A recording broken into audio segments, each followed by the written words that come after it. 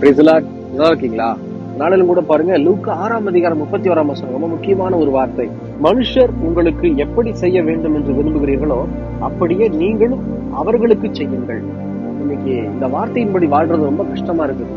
அதாவது நம்ம மட்டும் எதிர்பார்ப்போம், என்கிட்ட பழகுறவங்க உண்மையா இருக்கணும், ஏன் என்கிட்ட உண்மையா இல்லைன்னு சொல்லி கொஞ்சம் சிந்திச்சு பாருங்க. நம்ம உண்மையா இருக்கிறோமா?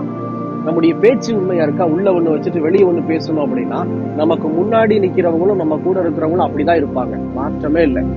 நம்மை நாமே முதல்ல திருத்திக் கொள்ள வேண்டும், குற்றப்படுத்தக்கூடாது.